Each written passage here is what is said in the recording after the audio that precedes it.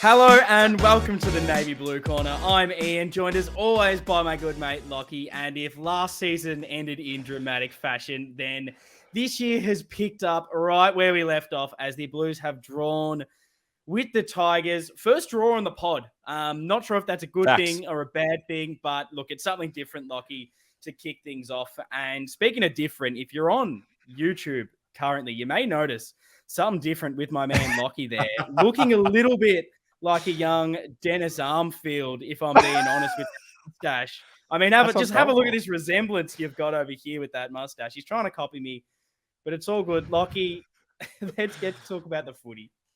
You were there at the game. Run me through, I guess, your feelings when that final siren sounded. I unfortunately wasn't there, but a draw. What was it like at the ground?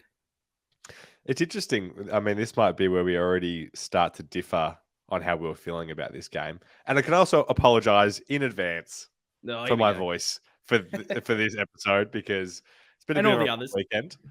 I went and watched Collingwood win on Friday night, and that must have just, I don't know, done something to my body, and I've been a wreck ever since. So anyway, back to the game.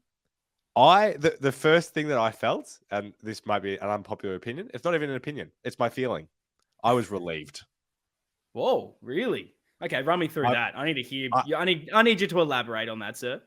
This is just this mentality that I feel like I have as a Carlton supporter over this past whatever time frame you want to put on it. But with the two heartbreaking losses that we had last season, I just could not bear us to lose this game. And I mean, this is the next worst thing to a loss. And to a lot of fans, it felt like a loss. But to me, taking in everything in how we played in this game, I was like, wow, how did we not lose this? Because we didn't deserve to win. No, look, I can't necessarily argue with how you're feeling because it's how you're feeling. I can only say your thoughts, though. What I was like. I guess, I don't know, it was a weird one. There was a flat feeling at this, like, just because of, I guess, the nature of the last few minutes. But I don't know, weirdly, I wasn't as, it felt, I wasn't super emotional, I suppose. Like, it wasn't as if I was super angry, super frustrated, super sad. There was no real heavy emotion. And I don't know if last year has destroyed that. I saw Timmy Dubb on Twitter say and echo similar thoughts of just, I don't know, there just wasn't that everything's completely destroyed. This is awful. Like, I'm absolutely dejected. It was just kind of a weird, like, oh, okay, it's a draw. I'm not happy, but yeah, it was a weird feeling. I can't imagine what it was like at the ground. I've never been to a draw, so I don't know how that feels. And I guess we should probably start off at a question that kind of answers what we're tiptoeing around a little bit. And it is a fan question here from Damo SC. From the Jock Reynolds podcast. So make sure you get onto that and have a listen if you need any help on your supers. Look, he asked, the game ended as a draw, but there's always a winner in a draw, a team who probably shouldn't have won anyway. So I guess who won, who lost in this draw for you, Lockie?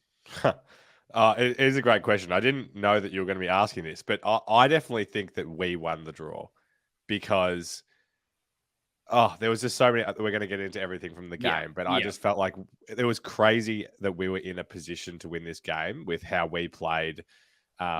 Richmond weren't great either, but it was just, to me, it was like, wow, I can't believe we were even in this game. Yeah. This, call me out if it is.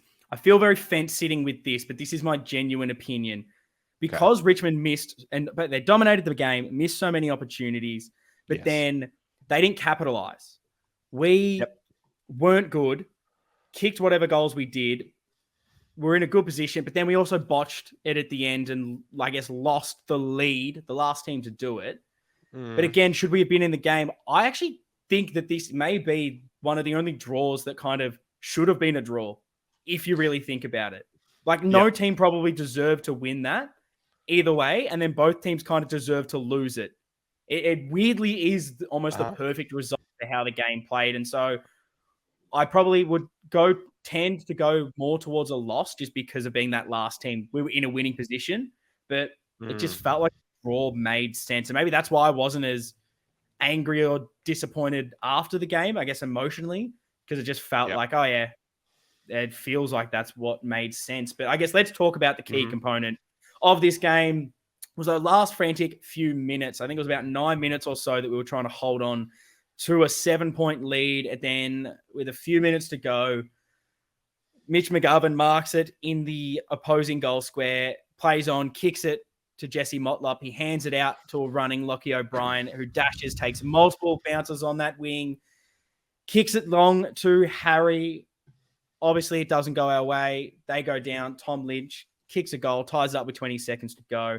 I guess, Lockie, how did you think that we managed the game late? Because it's once again, our last 2 games that we've played, last 3 now, basically, we've had the lead, and then we've gone on to not win that game. What did you make of those last few minutes from, I guess, a management point of view?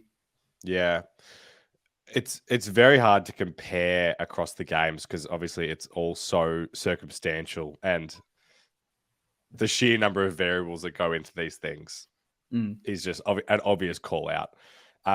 It's really hard for me to say what was right or wrong, though. Like, I think people always want to jump and say, well, he should have done this.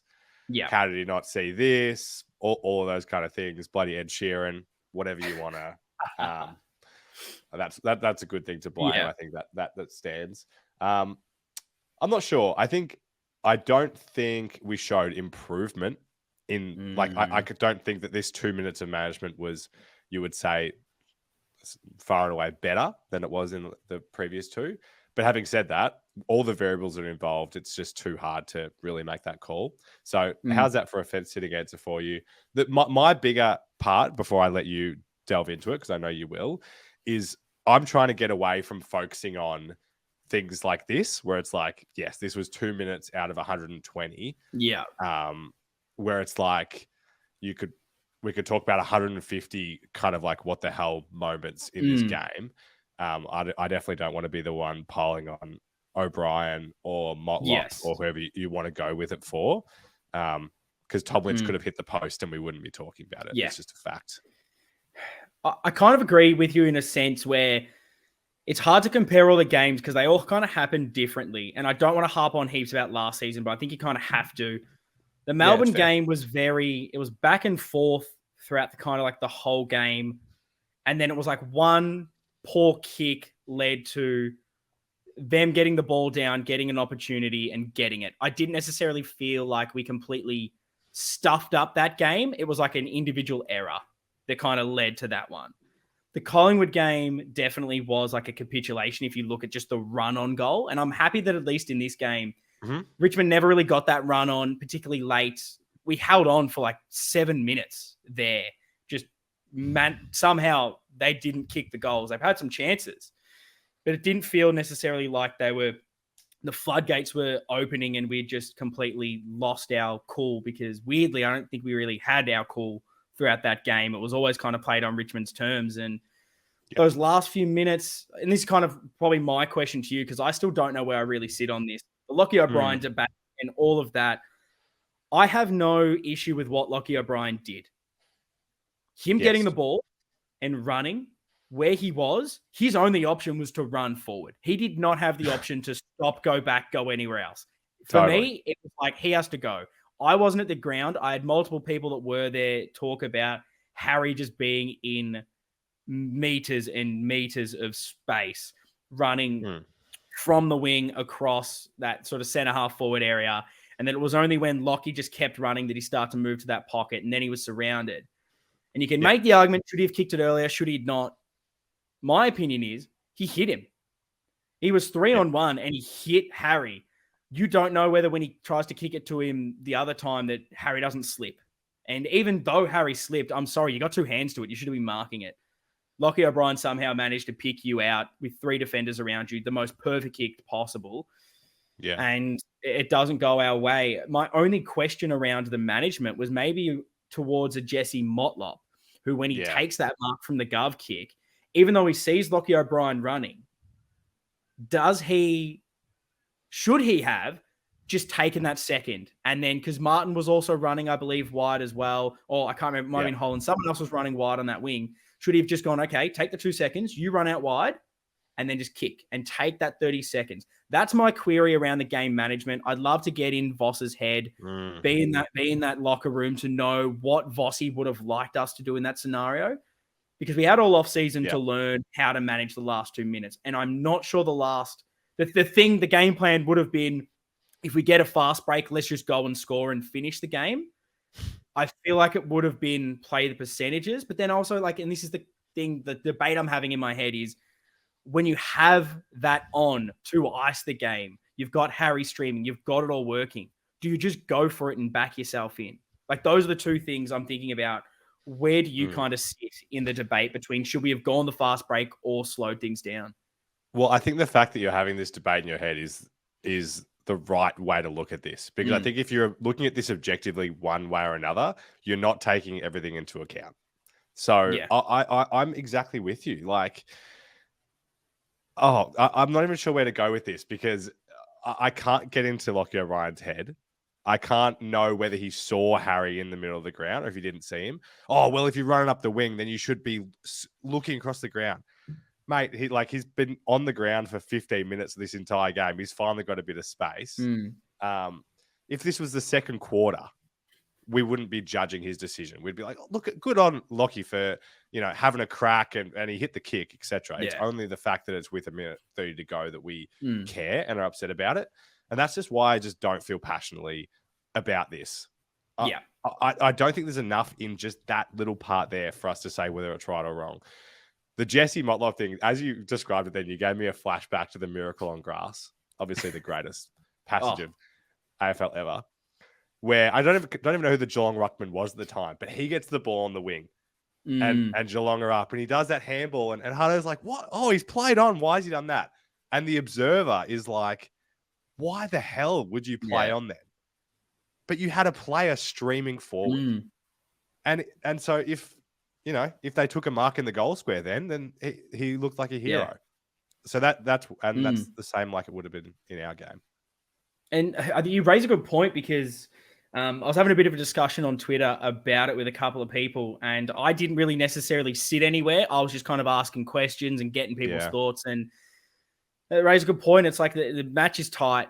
There's minutes, seconds to go. It's a territory game. You've just got to get that ball streaming forward and get that in your half so you can kind of defend it. So I don't blame it for that sense, where it was like, well, this is our best opportunity to move it, to get it onto the wing, to get it into that forward pocket, get it close to, even if Harry maybe doesn't mark it, he can work it out of bounds. Obviously, that doesn't happen. We didn't get the numbers there. Maybe that goes to another issue of why was Harry then the only one that was able to stream forward at that sense. I know he was definitely our deepest player, but how come Richmond were able to get literally every single other person?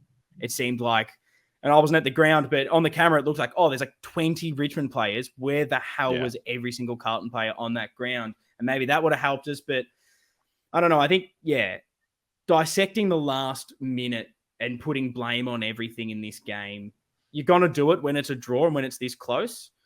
And maybe there's a missed opportunity of did we learn anything from last season? We had the whole year to deal with this situational stuff. And I guess it's going to keep creeping up until we hold on and have a really good, close victory where it feels mature. But I don't know. There was so much else that went wrong in this game that I think almost all the questions and all my issues with this game are at everything else rather than just the last 2 minutes. And maybe that's an unpopular opinion, but there's a lot of else, I guess, that went wrong in this game. Yeah, and maybe this isn't a popular opinion too, but it's just frustrating when the result seems to justify everything that happens before it. Yeah. If Mackay took the mark and kicked the goal, would we have seen one person being like, Carlton haven't learnt a thing? Yeah. We haven't learnt a thing. Yeah. It's like, no. That's why it's frustrating to me. It's hard. I said that I'm not passionate about this, but now I've realized that I am in the other direction than others seem to be. It's just like, can we watch the game together, do a stream and pick up every single point of where it's like, what have we not learned? Yeah. There's been 100 times this game. I'm like, hey, we haven't improved, have we? No, I think you nailed it. And before we get into all of those, probably one question I have off the back of the last 2 minutes anyway, because Someone raised it. Can't remember what other Carlton podcast it was. Had a bit of a listen, and I heard this question raised, and I just thought I had to echo it, which is, in those last 2 minutes, is there any, and we may have even mentioned this on the podcast before, but is there anyone on this team right now that you are trusting, that you are like, I want last 2 minutes, ball in this guy's hand to make the right decision and then execute in these high pressure moments? Because, I guess my short answer is I don't think I have one, which is maybe sad. Like, what are your kind of thoughts on that? I would have said Sardi 5 days ago. Yeah. I probably don't have a great answer to that. Like, obviously there is guys, but yeah. Is that a worry? Is that a big issue? That we just don't have a lot of players that, while there's a lot of really good players, everyone feels like they're prone to a mistake. Whereas, I don't know, maybe this isn't like this with every team, with every supporter base, because you overanalyze the players to no end, where you can trust someone to an extent, but there's still that thing in you that goes, I've seen them stuff it up, so can I truly trust them? But I don't know. Yeah. I'm just not sure we have those super calm heads yet, I suppose. I think the calm heads are there. Just, I feel like this lack of confidence, like this rut that we're in right now, is shielding it. Like, I do believe that guys like Doc and Hewitt and Walshy and Sard and Weeders, like, I would trust them with the ball in their hand. But this little 5-game, 6-game, whatever it is, stress that we're in right now is just hiding. Yeah. I don't know if it's hiding. We just don't have confidence at the moment. Yeah. No, I tend to agree. And it's feeling depressing, but we'll go a bit negative before we go a bit positive, and then definitely diving into all the negatives again. A bit of a bad sandwich. You don't want this one, but I've come away from this what game. What kind of sandwich is that? It's not good. I've come across this game and ended up being pretty negative out of it. I guess overall, Lockie, what are you taking away from this game? You're obviously not happy that we drew. I'd love to know and kind of sit here. First hit out, try not to draw too many conclusions from just one game of football. But from what you've seen in preseason, from what you've seen now, how are you feeling moving to, like, I guess, forward into the rest of the year? Yeah, I think you kind of summarized it well in your question. I'm definitely not trying to jump to any conclusions too soon, but I'm definitely not feeling more positive now than I was a week ago. With the small sample size that we have, it was like, for me, there wasn't really clear improvement in any area and rather regression in a bunch. And I saw a few people talking about this over the weekend as well. Like, when footy's back, I love watching as much footy as I can. I think I watched 8 of the 9 games. And you just see some of the strategies and tactics that other teams are using and the way that they're, exiting their defensive 50 and locking the ball in their front half. And it's like, I can't see us playing like that. It's literally The Simpsons. Why doesn't mine look like that? When Homer's building the bloody barbecue. Like, it feels like that watching Carlton in this game and then looking at some of the other teams. And I've been wrestling with the two thoughts of that the pessimist wants to really rear its head and tell me all the things that I was worried about and go, they're all there. They're still there. Be negative. And the other part's trying to be like, don't read too much into it. It's just one game. Then the negative comes back in and just goes, time doesn't necessarily mean it's going to all be sunshine and rainbows. Like, just because the season's longer doesn't mean these issues are going to sort themselves out. Gives you a chance to. And so I'm weirdly a lot more pessimistic than I think I used to be. And bluntly, as I sit right now, raw reactions from round 1, and maybe this is over the top. Feel free to let me know if it is, but I need to see a lot more before I'm convinced we're actually a top 8 side right here, right now. Because, I don't know. There's, as I said, there's so many elements that going into this season I was concerned about. They all reared their head in that Sydney practice match and made me start to think like, oh no. And then I reckon every single thing I was worried about showed again here. And I'm worried a bit about the game plan. The whole thing, I think you've nailed it here by simply saying, like, you go into round 1 and you want to see improvement. And you want to see it in players. You want to see it in game plan. You want to see little bits that you can go, oh, we've spent summer doing something. I can't pinpoint what the hell we spent the whole offseason doing unless what we were doing was trying to be a worse football team from what I saw in isolation. And it's hurting me at the moment, I suppose. Yeah. And I think kind of like to my comment before about the result, like dictating what we talk about. I think if we had one, at least for me, I would still be feeling a similar way. Yes. And I can't say that about all of our like losses that we've covered on the podcast, where it's like, or even wins, where it's like we won and I'm like, oh, everything's fine, even though it wasn't. This was like, even if we did get over the line, I would have had that same kind of feeling of like, okay, cool, we didn't lose, but like it just does not. When I look at these names on paper, I'm like, yes, top 4. And then it goes out on the park, and I'm like, why is it not gelling?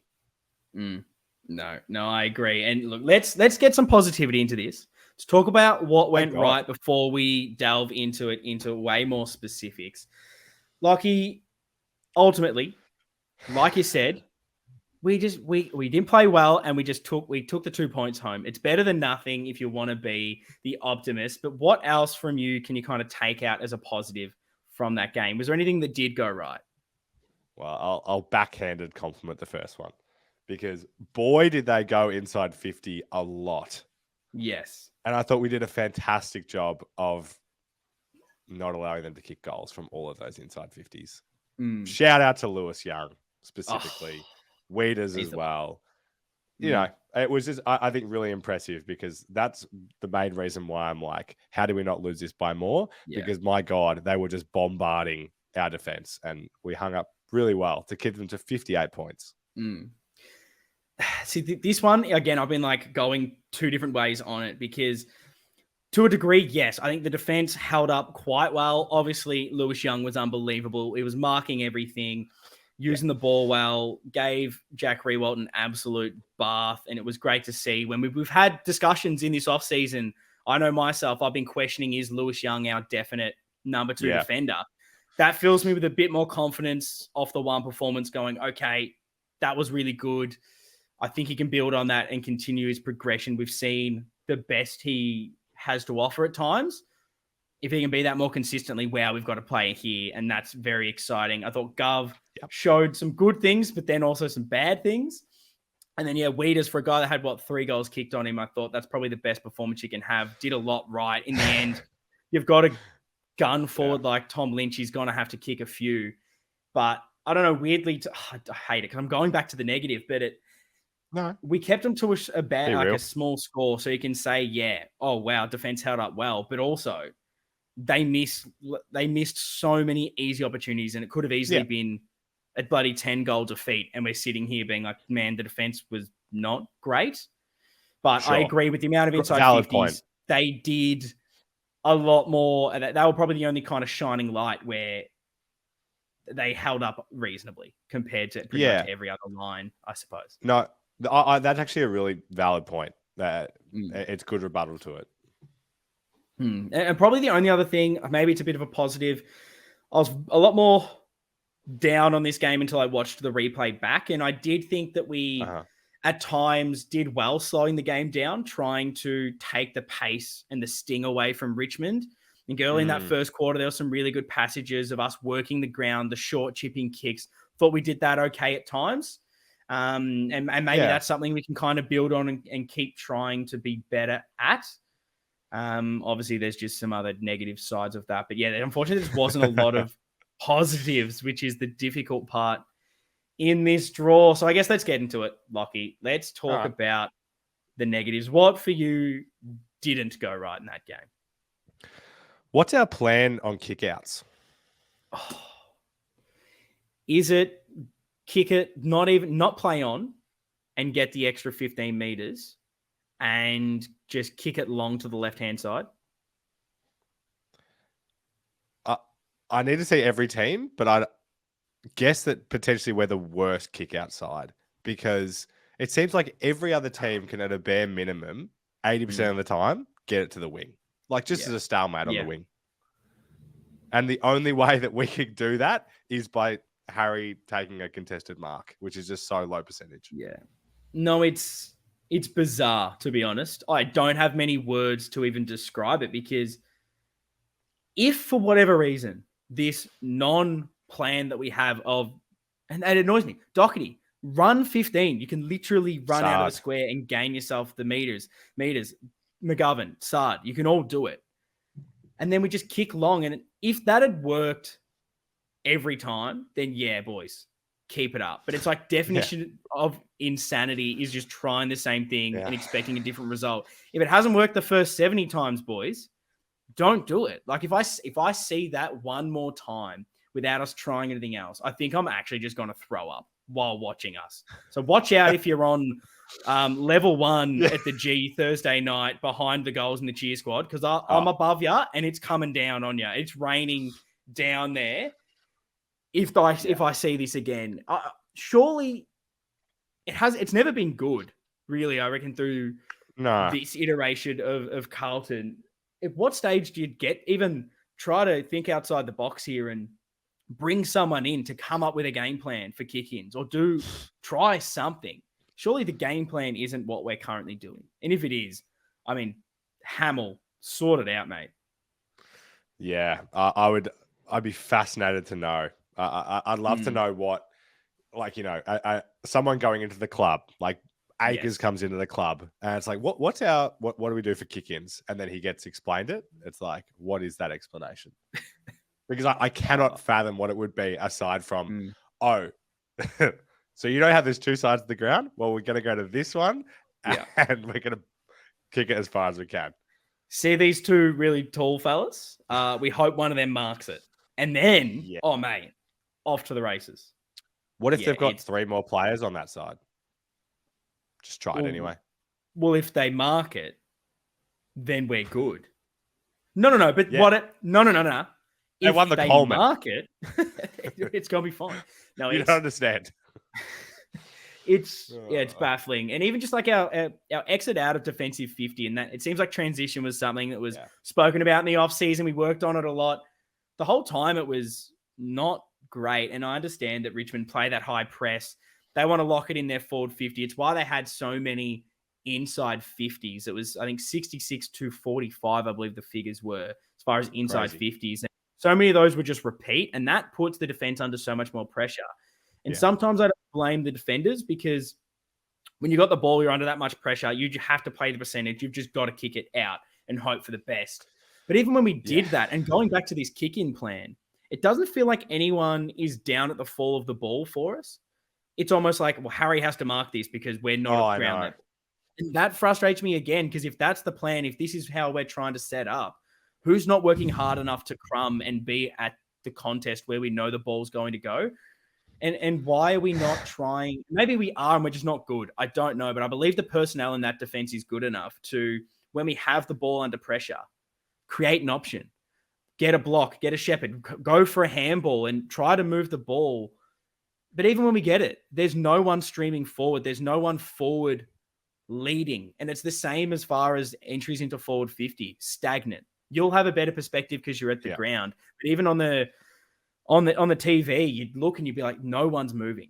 They're just hoping that we can again play this weird game style of hope we win a contested mark, which is, it's just not a sustainable brand of football in hoping that Harry, Charlie, De Koning take a pack mark. It's just silly. We didn't have many marks on the lead. We weren't creating anything. And I don't know whose fault that is. Is it the players creating options? Is it the guy with the ball? Yeah. I guess, do you have any other thoughts on kind of the way we're moving the ball currently? It's, as I said, it's spurred on this sickness that I have right now. But I went to the Friday night game as well. And it's like, I hate bringing this up on the podcast, but it's like the way that Collingwood can move the ball with like precision, with energy, with speed, purpose. It's like, I can't even remember times on Thursday night where we did that. It's like, it's always just like hope and like not playing, I don't know, like talking about playing the percentages, like just low percentage after low percentage, and then we kick a goal. It's like, okay, cool. I don't know. It's just it's so hard for me to imagine how we're going to beat top 4 teams. Like, and I know we're now going to beat Geelong next week because we're all doom and gloom, and that's how this works. We're going to look amazing. But just based on this game, I just can't imagine how you doing this game style and especially the defensive stuff that we're talking about. I just don't get how that's going to allow us to beat good teams. And the issue around, I think, why everyone's feeling so negative on this is transition, moving the ball out of defensive 50, making the right decision. All of these have been issues for years. It's nothing new. And I think that's where you're hoping that we've sorted something out in this offseason to be better with it. And when it's not, it's frustrating. And I guess talking on the game plan, something that everyone seems to keep bringing up, and I think they nail it, and I'd love to get your thoughts. Like, did we go too far the wrong way in trying to play this slow, conservative game, trying to not go too fast, trying to not take risks to make sure that we weren't hurt as much on the turnover? Because speaking in a positive light, we didn't concede like a run on 5 goals that we have previously to other opposition. And maybe that was the plan around it, going, well, if we structure ourselves here and play slow, we won't hopefully get as hurt when we turn the ball over. Yeah. But how much did that hurt the way we actually want to play and moving the ball and playing to the style that we've seen? I guess what was your kind of thoughts on the balance of our game plan? It's a great point, and I'm going to devil's advocate myself from that little rant I just did, and say that this is a small sample size, and I'm gonna allow us to get some runs on the board with it and see. Yeah, it's just the fact that it's I'm so swept up in seeing how other teams that are winning and looking elite do it, and it's like, is this like everyone's like, this is where the AFL is heading? Yeah, and we're putting our palm up to that. What do you have a stronger take now? I'm assuming you do. Of course, I've got a stronger take. Ditch the game plan. I can see the positive of it. Like, clearly we need an element of it where, okay, if we need to take the sting out, we need to be more composed, use the ball, short chips. We need that like in our tool belt to bring out at certain times. We just clearly definitely went too far the other side, and we hurt ourselves. Like, we weren't getting the inside 50s to our key forwards, and they're literally the reason that we're as good as we are when we're flying, because either can kick like 5-6 goals in a game. None of our other forwards, smaller ones, seem to be able to do it. So it's clearly get the ball in fast, get it into our key forwards. If we're not moving the ball fast and having this frantic play through the corridor, the quick handball chains, getting it down there, like, we're not giving ourselves the opportunity.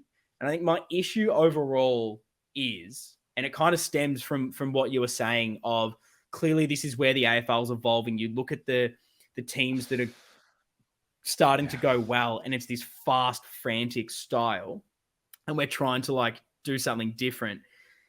It's in this aspect, you want to, as a good team, develop your style of play that you think can beat anyone because you're a better team and you will do this style better than anyone else. You back yourselves in.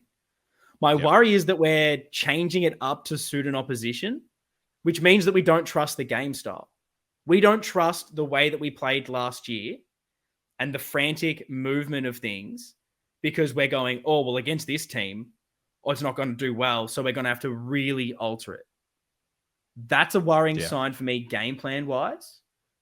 And also, I don't think that we're a good enough kicking side and decision-making side and work rate around the park to be playing a short, methodical, kicking, short game plan. I don't see that for us. I feel like we're built on winning the contest, clearly, and then trying to expand off that, getting that ball moving forward quickly, and trying to get the runners involved outside of that. And it just didn't feel like we were playing to our strengths, which maybe if we had played that way, we wouldn't have won. But I don't know, come up with a game plan that you think can beat everyone.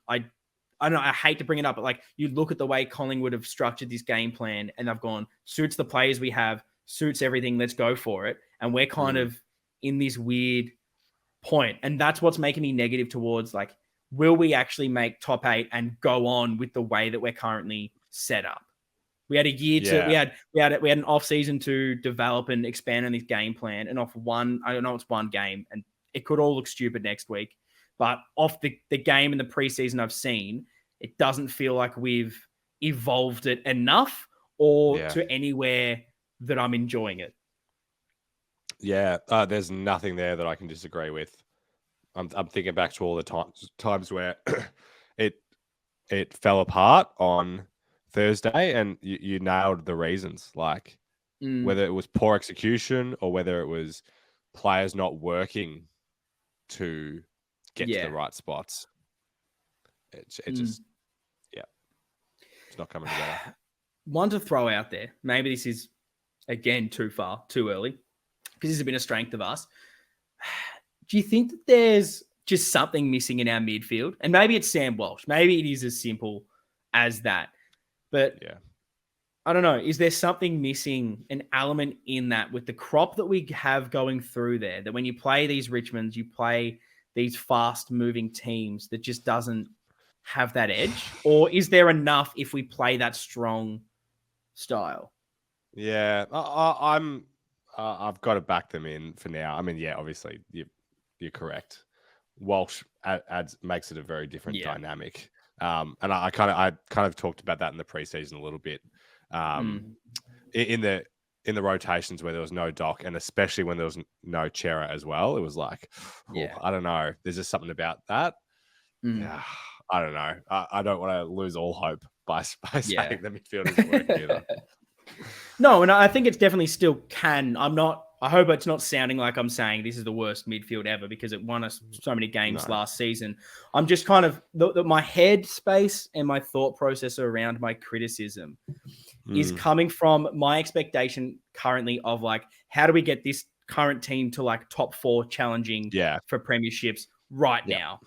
And I guess a part of that is we want to play this super contested ball game, yet we don't have a dominant ruckman, and maybe the Pitternet physicality would have helped us if he was in there over what a De Koning can offer.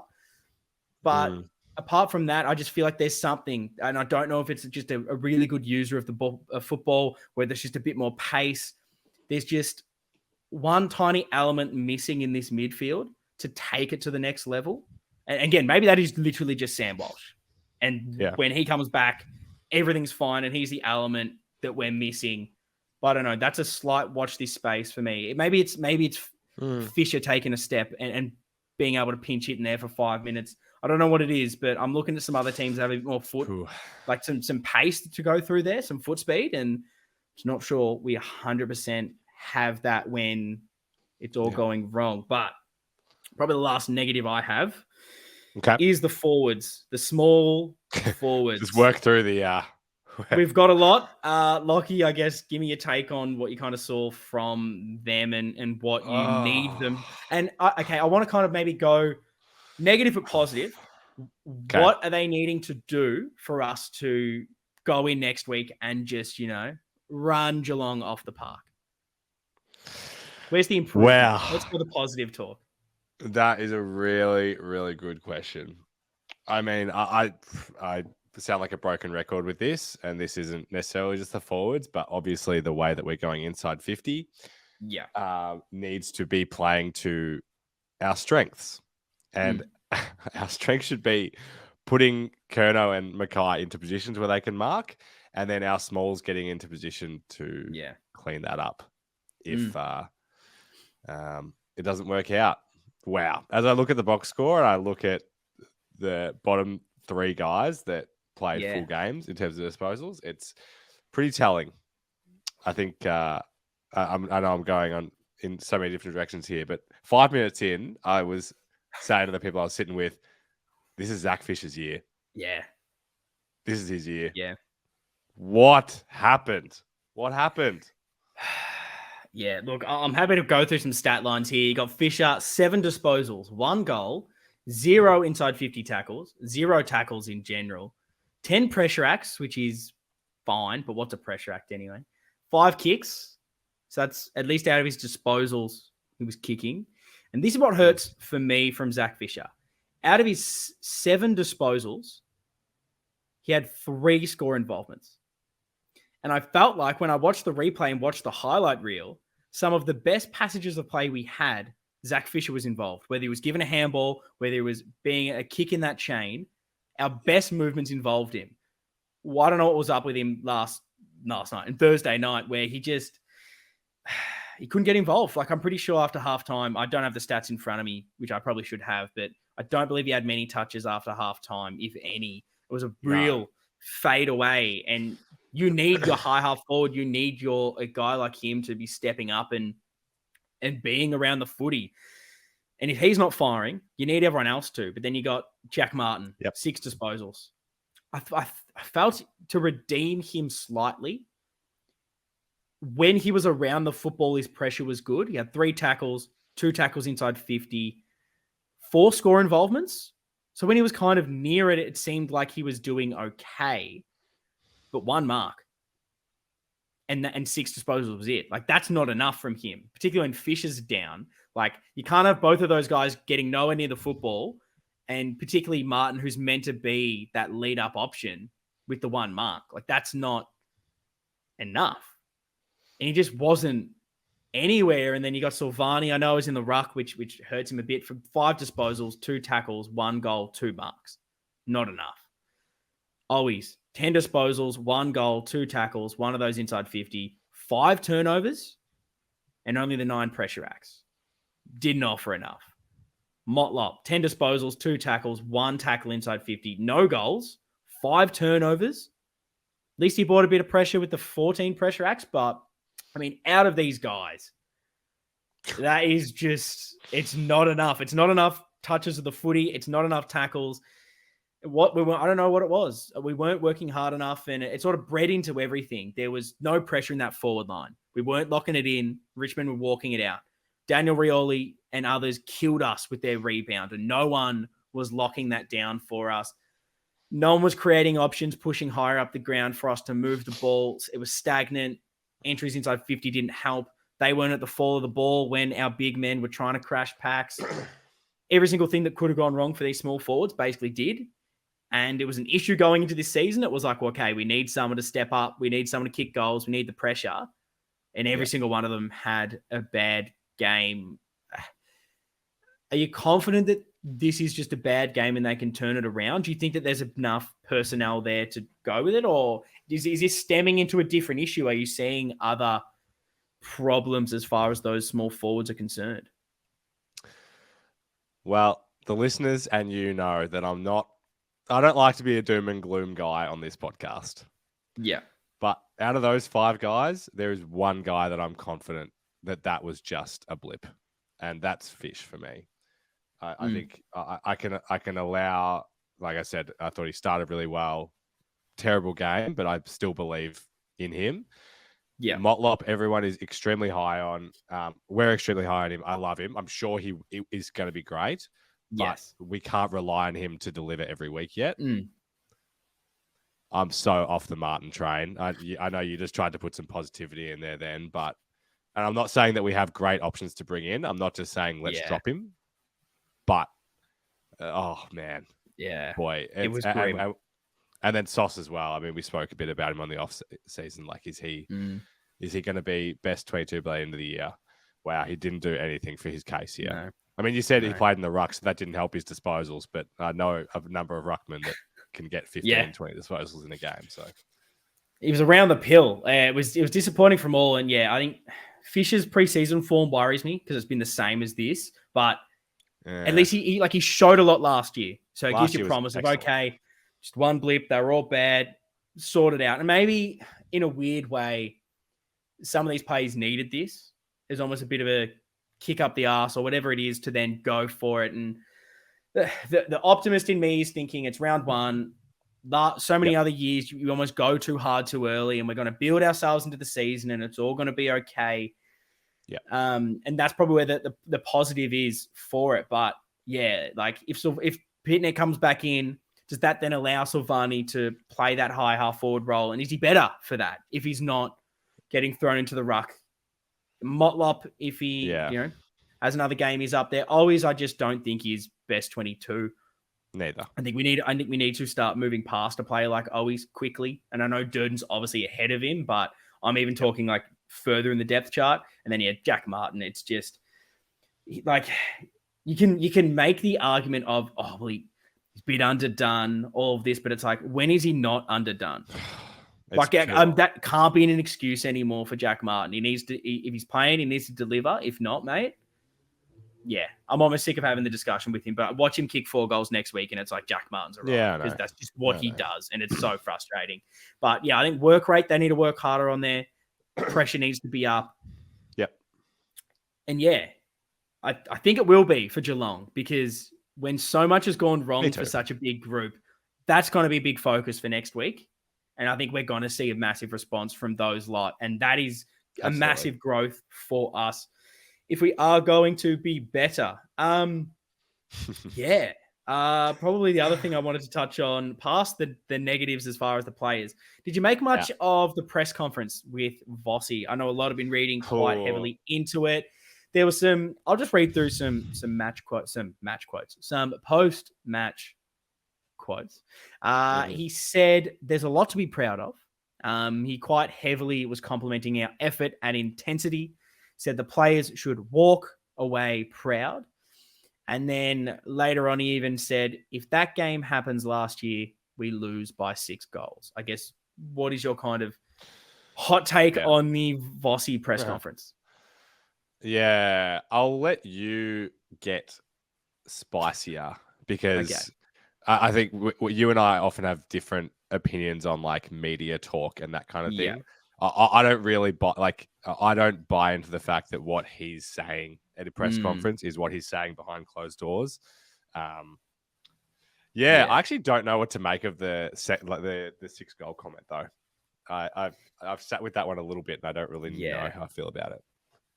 God, this is hot take Ian today, and I don't like it. I don't want to have to bring this out. I want to be the positive guy, and I 100% agree with you that I don't think what he's saying here is what he's saying behind closed doors, but it kind of triggers the thought of like, why not?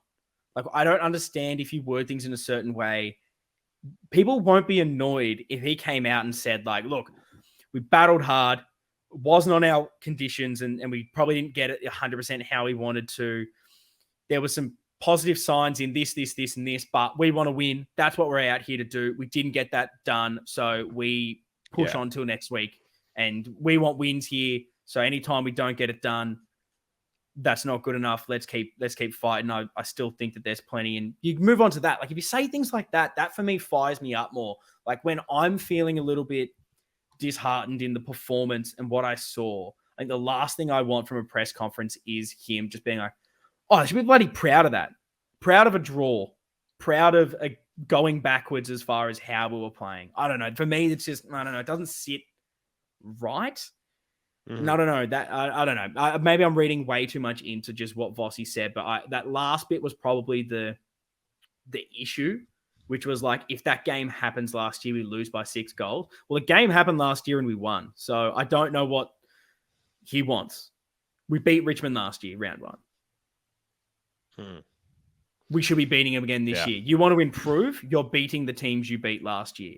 I get he's kind of talking about the way the game played out, but we probably shouldn't be putting ourselves in a position to have the game playing out that way if we want to be a top 4, if we want to be a good finals team.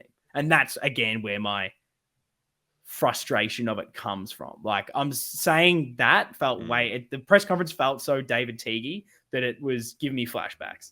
Yeah. No, I don't blame any of those feelings that you're having. I'm just so jaded by everything kind of mainstream media right now, which is what that basically is with the journos and stuff that are involved. Like, again, I know you've kind of put your spin on what you would have liked to hear, but like, there's a level of negativity that he could have brought to that where I'm like, come on, we don't need to act like the season's bloody over or anything here, Vossi. Like, you're supposed to be the face of the organization essentially in these settings. So put on a brave face a little bit. Yeah. So I think it's balanced, but all your feelings are valid. I get it. Yeah. Well, there was a couple of debutants out there. We had Oliver Hollands. We had Lockie Cowan. How did you rate their performances? I'd love to hear what you have to say on them. Love them. Love the boys. I don't have a whole lot to say. I mean, I'm glad that we tempered our expectations a bit from the previous week. We knew that we weren't going to be getting, just what we got in a preseason game where we thought maybe they were the only ones that were trying. It was exciting that they both got to have a crack. We said that hopefully we didn't have to debut two and maybe just one would have been good. But all in all, I think they'll both play next week. Yeah, Cowan showed a bit. There's definitely those little glimpses you see with him. Probably turned the ball over a little bit more than I was happy with. But I think overall there was enough glimpses. He definitely looked like a first gamer, but not necessarily in a super negative way. There's definitely a lot to build on from him. I thought he had the better performance than an Ollie Hollands. I was probably a little bit disappointed with Ollie. He looked, I wouldn't say like off the pace or anything like that, but it was just like, I don't know. I wonder if we would have got more out of an O'Brien starting him in that game, just because the occasion, the pressure, all of those things. He wasn't bad by any imagination, but I was probably wanting a little bit more when he got the ball, probably. Yeah. No, that's fair enough. I didn't really have a lot to add to them. I think you're right. Hindsight's 2020 though. We weren't the hottest on Lob a week ago either. 100%. But let's go straight to the fan votes. I feel like we've spoken a lot about this game now. Give us your thoughts in the comments if you're on YouTube. If you're listening on the streaming services at Navy Blue Corner, get on over, tweet at us, message us, anything you want. But we'll get into the fan votes. We asked you who was best on ground, and this is kind of the fun part. Again, the tally, the big award at the end of the season, and you guys gave your 1 vote to Doherty, your 2 to George Hewitt, and your 3 to Lewis Young. Now, Lockie, what have you gone with the votes this week? Now, mate, I'm under the weather. I'm not in the mood to fight with you. So when I tell you my 1 vote, I just want you to just say, okay. Can you agree to that? Begrudgingly. We can fight another week on votes. I've gone 3 Young, 2 Hewitt, and 1 McGovern. Okay. I get your reasonings why. I disagree, but that's fine. Okay. I've gone exactly what their people thought. I went Young, Hewitt, and Doherty. Thought Hewitt was really good, probably our best midfielder. Cripper was good late, but probably didn't offer enough throughout. Right. And then Doherty was just pretty consistent all around. And actually, speaking of positives, we've got to talk about one of the positives, and that was his bloody 90-meter bomb. That one's going to be about 200 meters kick in about 3 years' time. That was unbelievable. Thought we were actually going to win from that. It was like, it's what happened last year. He's going to do it again. No, I love that from Doc. And yeah, there's probably a few other players. Like Chera was fine. Wiedering was decent. I probably wouldn't have given it to Gov, but that's fair enough. What I'm happy with Gov is there were signs there with the way he was using the ball at times and his intercept. Like some of his intercepts were insane. Some of his balls were really good. It's like, that's what we're missing. Get him up to scratch. Like he looked like a guy that hadn't had much of a preseason. Like looked like a guy's played 1 VFL game. And I'm hoping that he just was a little bit rusty. And then, mate, next week, all Australian Gov will come out. I think that's what I'm a bit swept up in that. And I think, like, obviously the errors that he made that were just so glaring, like they stick out like a sore thumb. And I'm like, even if you just got rid of those 3 or whatever it was, disaster moments, it's like, wow, okay. There's all Australian Gov. Ian's call. He's in there. He's on track. In there. Oh, well. Even though he's our third best call on this game, but oh well. Oh boy, mate, what a game. How good. Well, let's change tact a little bit because I know you've been waiting for this, Lockie. Let's get hyped. Let's get into it. Let's lift the spirits a little bit because I'm bringing it back. I'm bringing back the segment that I'm trying to launch here. And I'll tell you this right now, Lockie. This segment lasting on this show, it's not through lack of effort on my part. I need to know, Lockie, are you ready? Oh my God. I'm in. I could not be more in on this segment, mate. Launch it. Well, I'm hoping this doesn't ruin what could be, but get excited for this, Lockie. Ladies and gentlemen, it is time for the ceremony of ceremonies. Straighten your tie, adjust your monocle, and raise a pinky for the navy blue corner Hall of Fame. Oh my God.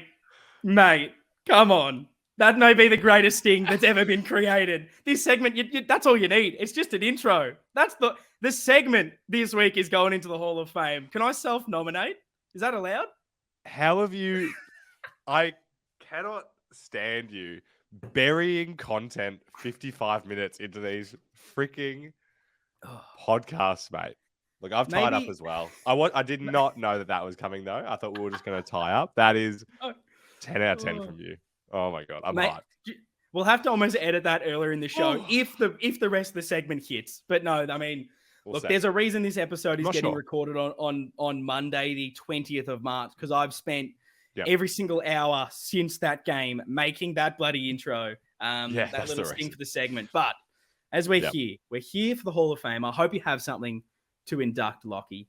Did you want to go first? Did you want me to go first? How would you like the proceedings to continue? I feel like I'm not sure of the quality of my inductee, so I'd love you to go after that incredible intro. Oh God, a lot of pressure, and we don't know if mine's any good either. We need the feedback from the people. But look, I am proud to induct the second member into the Navy Blue Corner Hall of Fame as umpire Andre Gianfagna, I believe is how you pronounce this man's name. Now you're probably going, what's he done? Who is this man, and what has he done? But you may not know, he did umpire in our game. On Thursday night. And look, I don't know if you caught this, and I'm going to throw it up on our screen now. This probably might not be able to make the actual edit because there's some issues with copyright. I don't want to absolutely cop it, but look, I want to set the scene for you. I want to set the scene here, Lockie. Mm-hmm. Jack Silvani's 100th game. He's just kicked a goal. It's a momentous occasion.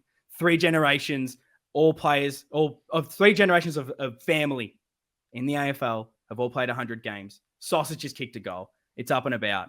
And this man, in steps, my man, Andre, what's his name? Gianfagna, comes in and he understands what's going on. So I'll try and bring this up onto the screen. Here we go. So he's got the first bounce, which is fine. We get it. Okay, I understand it. We brought in this rule because we know bouncing the ball is difficult, right? That's fine. We just let you throw it up afterwards. What has he done there, mate? He's got his second chance. He's made things so much easier, this stupid rule. And that's what I'm saying. Like, I get it. The bounce is hard. We allow you to throw the ball up afterwards. But what has Andre done? He's got 2 big ruckmen there, and he's thrown it to himself. I don't know if big Andre was just trying to get himself involved in the game. Sometimes umpires, you can have them, overstepping the mark. Some people getting a bit of me time. But he's thrown the ball to himself. Like, this is something my nan could do. This is something a 4-year-old kid could do. Like, we've brought in 4 umpires, make it 5, get a designated ball thrower upper. I'm not sure how he's managed to do it. And look, the game ended in the draw. But I tell you, there was a lot of pressure on that 3rd attempt. If he had stuffed up the 3rd throw up, you may as well just ended the game there, called it quits, said, boys, let's just say this is a draw. So yeah, look, that Andre Gianfagna, because you, for some reason, can't throw the ball up in a ruck contest, you've hit the Hall of Fame. Hopefully you're inducted if Lockie allows it. And if so, the plaque will be in the mail, and hopefully an instructional DVD from me on how to throw that ball up, because you've got to get the height and away from the body. You can't just throw it to yourself. Mm-hmm. But yeah, very disappointed from Big Andre. Yeah, no, I think that's a very worthy inductee. I mean, shout out to my favorite AFL umpire, Brett Cosgriff. It makes me think about, imagine if he was out there, that he would have done a better job. So, You'd hope so. But is that Is Andre good enough to get inducted? No, absolutely. That's definitely raised the bar for me. It's going to be a more worthy inductee than what I'm bringing to the table. Well, for me, I hope. Sorry, I'll just interject there. I'm on the stage here. I just want to say that I hope someone else did catch this, because I was with the family watching this one, and we were in tears seeing this man not be able to throw the ball up. It was just horrendous. All eyes were on that third one. I cannot stress enough how big we were into watching that third one. I mean, if he does it, like, does he just hand his whistle in and go, "That's it, boys. Sorry, I'm done." Yeah. No, you'll be happy to know there was a collective kind of whoa, like around our little section of the ground, like, oh, what's going on there? I don't think I've ever seen someone stuff that up. But yes, who is your inductee this week into the Navy Blue Corner Hall of Fame, Lockie? Well, I have a feeling this may cause a bit of debate. Everyone knows that we rarely disagree on things. We've disagreed on things this week, actually. Okay. But I'm inducting a concept into this week. Spicy. And I'm keen to hear your take, but I'm actually quite passionate about this. I propose inducting the AFL draw into the Hall of Fame. It's got a lot of criticism since this game.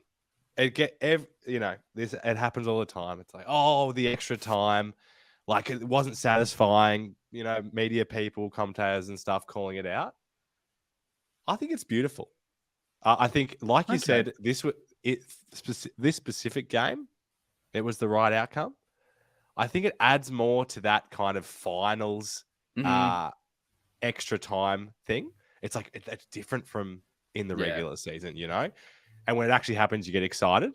Another thing I love about a draw is like the balance that all the players try and strike as the siren goes. Like it's always identical. Like I just love to see it. Like it's always like, it's just such cliche. Like the hands on the head, like the whatever. Like someone will drop to their knees. Like you never see someone just like genuinely like fine with a draw. Like everyone's just the right level of sad. So I think it's a beautiful thing that we have in our game. And if it goes, I'm going to be a sad man. Well, I'm disappointed. I'm disappointed we didn't see anyone celebrate thinking that their team had won. I know that's happened a few years ago. I wish there was someone that was like, "We've done it," and everyone's like, "You idiot." He would have been, whoever did that would have ended up in this Hall of Fame. But no, I don't mind that. Actually, mate, we're the same person. You should know this. I like the draw because, mate, if you can't get it sorted in that time, that's it, mate. That's it. Couldn't kick an extra point. It's a draw. No, there's no second go at this. You've had your shot. Move on. But I'll be honest. I thought Sauce, as in Stephen Silvani, was going to end up in this Hall of Fame this week, and he may be the most stiff person to miss out because, as I said, when I was building up the occasion of the moment from Big Andre, everyone in the stands after that Jack Silvani first goal, they were cheering. There was tears. Except for one person, and that would have been Stephen Silvani, because not only was he not in the stands, he was in his car sulking on the bloody phone to Ross Lyon, trying to poach another Carlton player. I mean, interesting one from Sauce. Stiff to probably not get into the Hall of Fame this week, but I think he's a chance. He's a chance next week. It's a long year. Let's see if he makes it. This is where I need Hall clarification and this kind of ever growing, ever evolving segment. Like I'm trying to bring very lucid. It really is, and I'm trying to bring the positive energy to this. If you want to be bringing in the all-time negative things as well, I can bring them too moving forward. But I did think of Sauce, and I put a big cross through him. I think that's what we all should be doing at this stage. But no, the Hall of Fame, it's as I said, very lucid. If you want to bring something positive, if you want to have a crack at someone, you can. I think I've been pretty harsh on Big Andre, but seriously, mate, learn how to throw up a fucking football. It is not that difficult. 2-year-olds can get that done. But no, that is the Hall of Fame this week. I'm glad you enjoyed the sting. The tires can come off now. Blew me away. We're back to the serious stuff. And the serious stuff is, Lockie, it is the fan questions. What did the lovely people have to ask us this week? Because we started off hot bringing the fan question in, and that is something I'd love to do as we move towards this season. If there's an absolute banger, let's kick it off from the start. But there was still definitely plenty of other banging questions. And what are they, Lockie? Yeah, you particularly know it's a banging question if it gets, first couple of minutes. So absolutely. Thank you, everyone that tweeted in to us. at Navy Blue Corner. There's a lot of good things here. Some things that we didn't cover at all. I mean, we spoke at this one a lot prior. Mate, I'm losing my mind. We're an hour in. I tell you, I'm not in a good way right now, but I'll do anything for this goddamn podcast. Anything. Oh, yeah. Oh. Keep that in mind. Amanda Mace at Blues Chick 5. Was no pedo the right call? And I want you just to take that on face value with what we know. I would assume, and I could be wrong, but the only reason he didn't play was he was not 100% fit, ready to go. That is my opinion. Yes. If the opinion of Carlton was he was, and we chose De Koning over him, I would have felt weird about that. Just knowing the physicality of Anand Curvis. While I was actually fine, like I had no issues with De Koning's game. I've been probably pretty harsh on him. I thought he was fine. Like he wasn't bad. Yeah. He probably impressed me a little bit over my expectations. Me too. Yeah, I feel like it was just a fitness aspect, and hopefully he's ready to go for next week. Yep. So to that point, you think that they'll play the 2 rucks then this week? I think they will. Or you hope? You hope they will? Or I'd probably just rather. I don't know. I don't like anything as far as these rucks in this team because, like, I don't want Silvani in there, but then I feel like the 2 ruckmans too many. But I don't know. Whatever team has Big Brad in it, I think that's good enough for me. Yeah. Okay. We love Big Brad. All right. On to the next. This one's interesting. I've got to call it out because it's got 6 likes from Matt at Lan_Jet. I'd love to hear a bit of an Ian rant about this. Oh, no. At what point do the club lodge formal complaints or seek clarity on the way that Harry and Charlie are treated during a match? The amount of times they're held and taken out of contests with nothing paid is next level frustrating. It's not good. They missed one bad one in the goal square where you could even see as he was going up for the mark, like the arms. Not only did you see him holding the jumper on the side, he then had the arms wrapped around, which is normally like an instant whistle. Yep. I don't know. I don't know what it is. You've now got 4 umpires out there. They should all hopefully see it.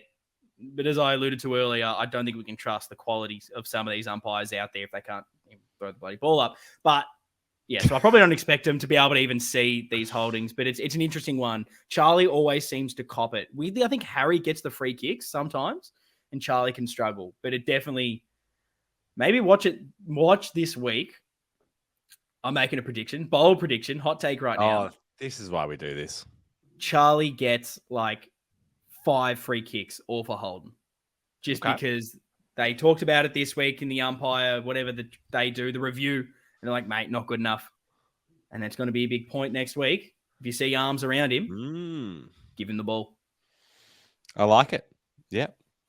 Nothing more to add to that. Good stuff, mate. I love this segment now. Me just peppering you with questions that you're not expecting. Here's one from another bloke that we haven't spoken about at all in this episode so far. From M at M4EKTM. I thought selection hurt us a bit. We love Ed. He's a great man and he tries so hard, but he butchered the ball so badly on several occasions. What do you think about Ed? We were feeling pretty good about him, I think, after the Sydney game. Look, the old Ian came out if you were with me watching the game. I probably shouldn't repeat one sentence that came out of my mouth, which was, can we delist him mid-game again? Oh, boy. I love Ed. But yeah, I just, when I see his disposal again, it just reminds me of like, yeah, that's what Ed Curnow is. The disappointing part is that we're, even with a few injuries, we're not so far past him at this stage. Because it's nothing against him. Like, he runs his ass off. He battles hard, puts his body on the line. We just know his disposal isn't great. And that's unfortunately just what it is. I hope that there's someone that can take his spot. I didn't necessarily love his tagging either. I don't think he really stopped anyone he was on. But yeah, if he's selected next week, hopefully as an absolute blinder. I don't know. It is what it is with Ed, I suppose. We know exactly what it is. Yeah. No, I think you've nailed it. Like, yeah, we don't have a wealth of options to bring in there. Like, yeah. Bring in Paddy Dow instead and see, might get even less output. You never know. Oh, yeah. So very fair. Let's just stop getting injured, please, fellas. Please. Let's go one more from here. I think this is kind of an interesting kind of way to think about this a bit more holistically. So our man, Michael Ceravolo at Mick Ceravolo, was that two... You're struggling. Was that two top sides that played against each other tonight? Or was it two middle-of-the-road teams? Ugh. Or you can get even more negative and say it was even worse than that. But I don't know. Do you have a bit of a vibe on Richmond this year? Are you as bullish as some? I think Richmond are around where we are, which is 5-10. Cool. It could go. It could just miss out, or it's battling for the top 8, but not going deep. Is kind of where I see it. It was hard watching that then Friday night game and being like, oh shit, is this the quality step up? But then even some of the other games, watching them and teams kind of around us that even picked up wins or maybe didn't pick up wins, there were stages where I went oh, yeah, they're not that great either. Freo didn't look good. Even St Kilda won, they didn't look good. There was definitely a few other teams around that Doggies didn't look great. So I don't know. It's round 1, and this is the thing that even though as hard as we've gone in this episode, it's always going to be a bit scrappy. The fitness isn't always amazing. Hopefully, we can keep going. But I think at the moment, we're not neither are top 4 teams for me. There needs to be a lot of improvement, but they're definitely competing for finals. I think we'll just kind of there. If that makes sense. I like it, mate. I'm still holding out hope. Yes. I'm still flaggers all the way, but and anything could happen. Anything could happen because we've got Geelong coming up this Thursday. It's Thursday again, which is it's an interesting one. I like the little early week stuff. I am. I'll be there making my 2023 season debut. So very excited to be back watching some football, being able to see the ground, understanding if Harry's out in space or not, and being able to judge things myself. But I think hopefully someone needs to be out there doing that. But it'll be an interesting battle. I'm very keen to dive into this with hopefully a bit of a match build up at some stage this week. We're ironing out when it is, how it's going to happen. So keep your eyes peeled on our socials at Navy Blue Corner. We'll be posting it everywhere. We're hoping, I'm just going to put you behind the curtain here to go live on YouTube for it, do something a little bit different. And then if you're not available there, again, it'll be on the YouTube. It'll be chucked up on a streaming platform for you to listen to it. So that's going to wrap up this episode. I feel like I'm flat and I'm needing a bit of hype. So come towards that match build-up episode because that's where we can just put this one to bed and start looking at the future and getting hyped up again. And then we'll be back here next week with a win over Geelong because that's just what we do. We show garbage and then we come out and we're the greatest team ever. It makes sense. But look, that is wrapping this episode up. Go Blues. See you guys next time.